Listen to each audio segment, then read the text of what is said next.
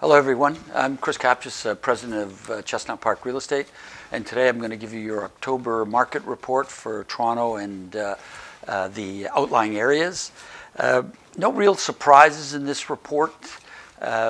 In September, we forecast what was going to happen and it has materialized.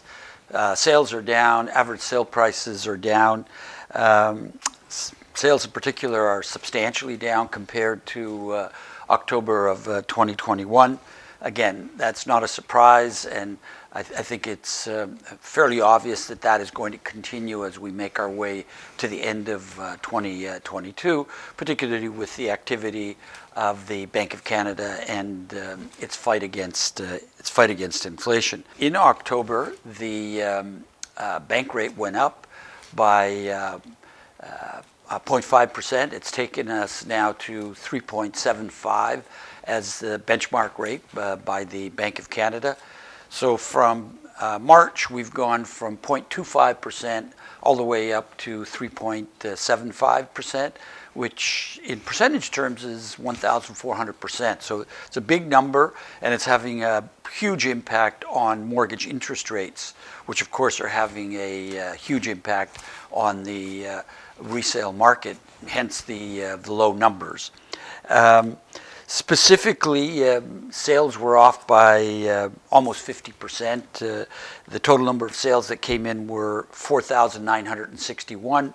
As I said, almost 50% lower than the 9,743 that came in last October.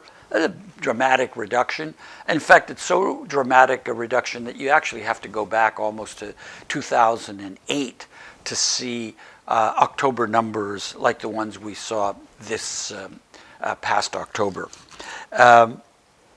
Average sale price is also down. As I mentioned at the beginning of this presentation, it's down by almost 6% from $1,155,000 last year at this time to $1,089,000 in October of 2022. And the interesting thing flowing from this data is that the perception is that everything is really bad that's happening in the marketplace, but the reality is, if we dig a little deeper, we can see that there are some interesting aspects to the market in terms of the way it's starting to stabilize, and I think the message that it's beginning to send as we head into the future, when in fact the bank will have taken control of the inflationary cycle that we find ourselves in, and as the rates start coming down, the impact that it's going to have on the market. Three things that I wanted to bring to your attention. The first one is, in October, we saw 10,390 new listings come to market. That's a really low number, not only now, but at any time. Last year, when the market was literally on fire and extremely robust, 11,749 new listings came to market. So year over year, about 12% fewer listings than we had last year. Now, what does that speak to? It speaks to a couple of things. One, clearly sellers are not in any rush to get their properties on the market. I think they're looking at market conditions, and I think what they're doing is they're prepared to wait until market conditions improve before they get their properties on the market. And I think that's going to work out well, because conditions will improve long before sellers have to renew mortgages, which was a real problem in the last recession cycle that we went through between 1990 and 1996. That just simply isn't going to happen this time. Secondly, they feel secure enough, sellers, to be able to hold off putting their properties on the market, which is concerning from the perspective that we may not have enough inventory when the market shifts. And I assure you that the market will shift.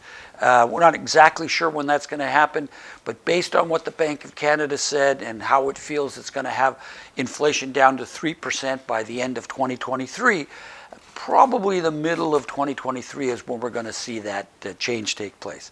The other interesting information that comes out of this market report and the last few market reports is the stabilization of the average sale price.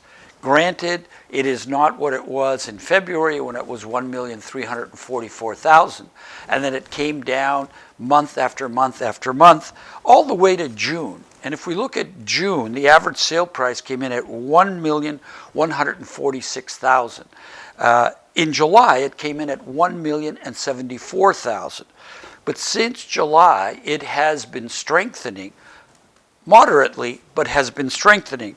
In August, it went up to 1,079,000. In September, 1,086,000. In October, just this month that we're reviewing, it's up to 1,089,000.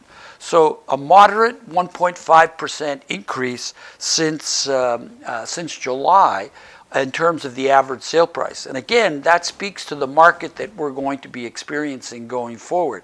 Clearly, there is strength in this market. Prices are not collapsing the way certainly a lot of journalists had anticipated. In fact, they're strengthening based on the evidence that we have from the information coming in month after month from the month of June. Thirdly is the number of sales that are taking place. Yes, sales have plummeted from February and March earlier this year, but they now appear to have stabilized. And again, I go back to July, 4,881 sales were reported that month. In August, 5,599. September, there was a drop to 5,027. October, we're around 4,961. So we seem to have stabilized around 5,000 sales a month. And again, that, in conjunction with what's happening to average sales price, speaks to what's going to be happening in the future. When this market changes, and it'll change the moment the Bank of Canada gives some indication that it's through increasing the benchmark rate. And the moment it does that, the market will immediately start to pick up. People will realize that it can't wait any longer because activity is going to pick up and average sale prices will continue to go up from a very strong position that I've just pointed out.